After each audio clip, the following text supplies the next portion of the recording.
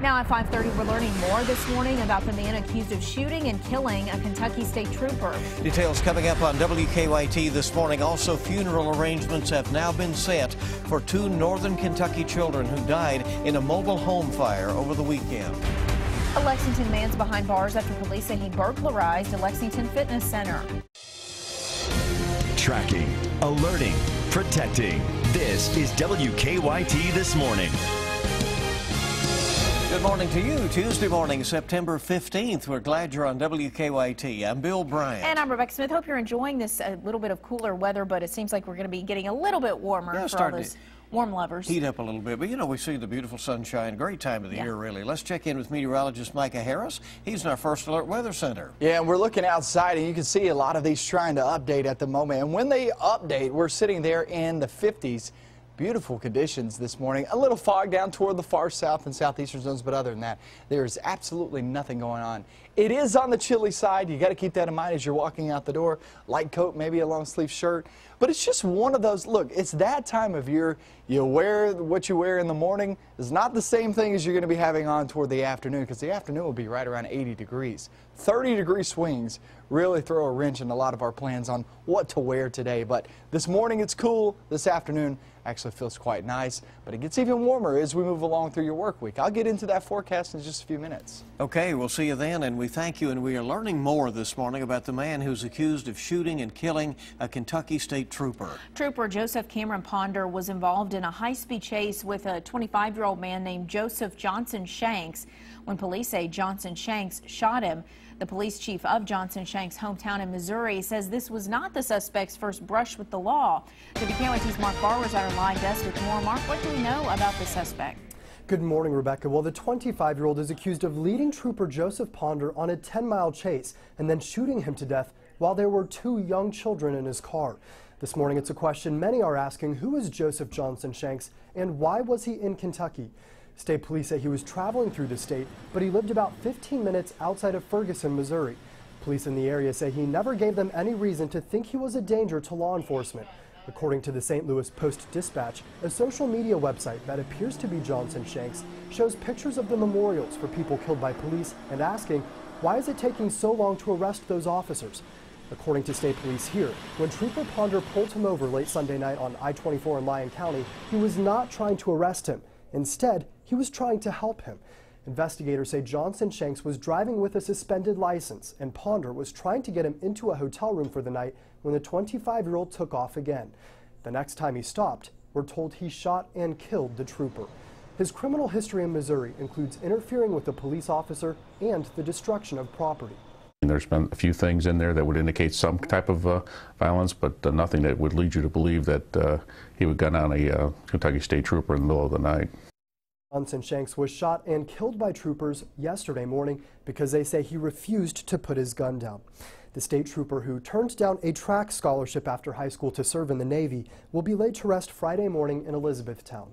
We have the details about his funeral arrangements on our website, WKYT.com. From the live desk, Mark Barber, WKYT. All right, Mark, thank you.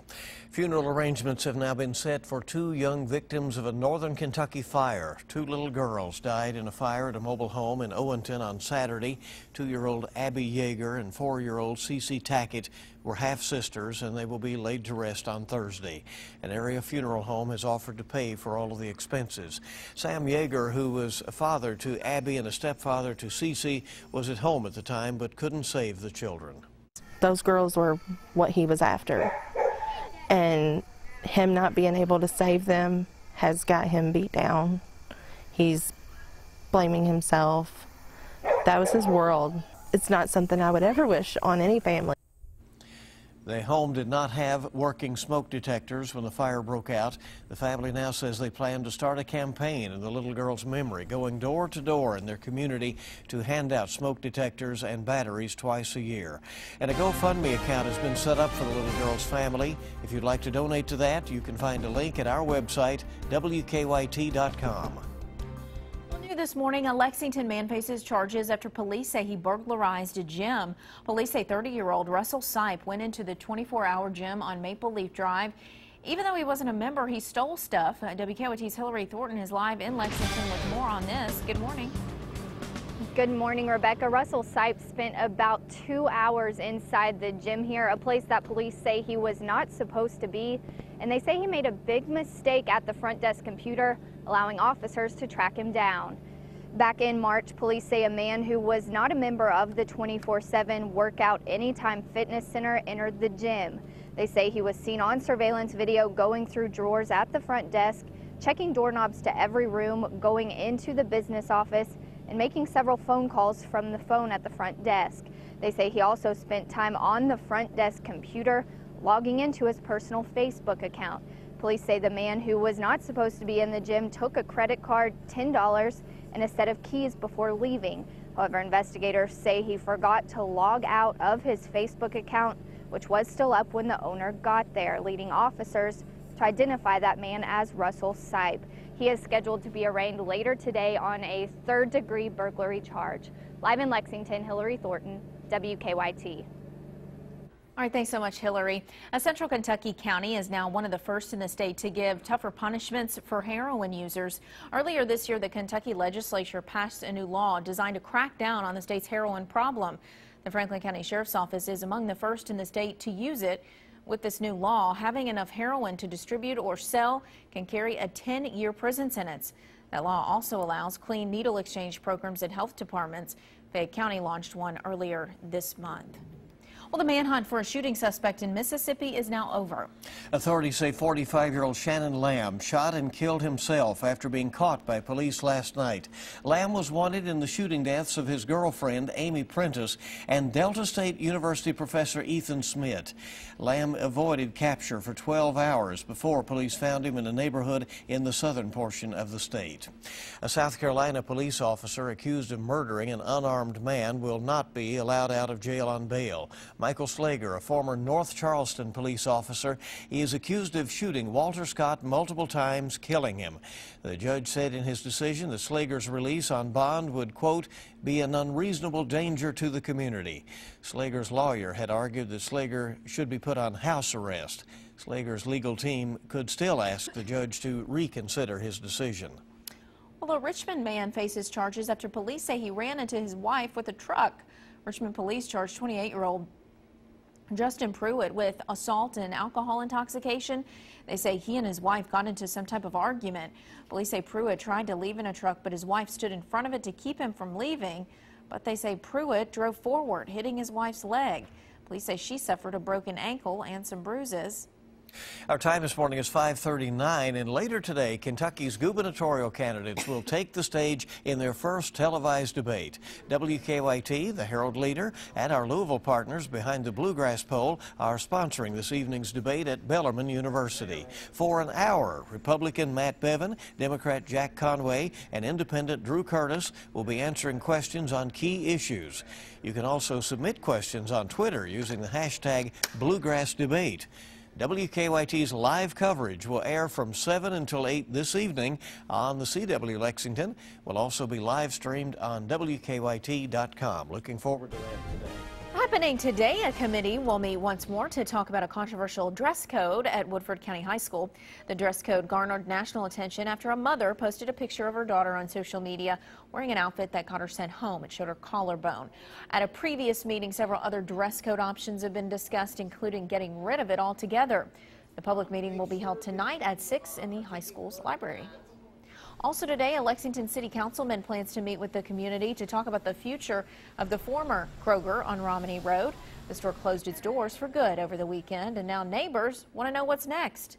A community forum about the future of the building will be held tonight at 6 at Christ the King. Tonight, leaders at Lawrenceburg High School in Cincinnati will be unveiling a special tribute to one of their fallen athletes. Back in April, basketball player Lauren Hill passed away after a long battle with brain cancer. She was an alumni of the high school there. The school is opening up a new gymnasium, and they also added a special trophy case in her honor. Lauren's mother picked out several of Lauren's most prized awards for the case. That includes Lauren's jersey and her ESPY, which she was given last year. Well, emotions boiled over at a barbecue festival. Police say a man threw a piece of hot brisket during an argument, injuring a woman. Danville police charged 42-year-old Mike Owings with wanton endangerment.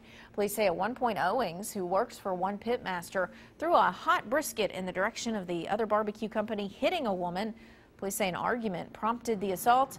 Police say the woman had burns to her neck, back, and shoulder. An EMS crew treated her right there at the scene. So not just the grill getting heated up there. Yeah, they say that the meat at that point's about 200 degrees, and that's being hurled around over there. 541 on WKYT on your Tuesday morning. Let's check live drive traffic and see if we have any issues bright and early that would be in your way as you're heading out to work or off to your daily chores or appointments. Here we're looking at a clear commute for the most part right now. Do have word about one situation, at least a stalled out vehicle that is located, I think, on the New Circle near Whitney Young Park. There you go. That is. Yeah. All right. Good to have you along on WKYT this Tuesday morning. Much more is on the way. A group of whale watchers in Australia got more than they bargained for when the whales came close enough to their boat to touch. We'll show you more of this incredible encounter after weather. Hey, we're getting into those cool temperatures once again, but we'll tap into those 80s as we slide off into your forecast. I'll show you that coming up next.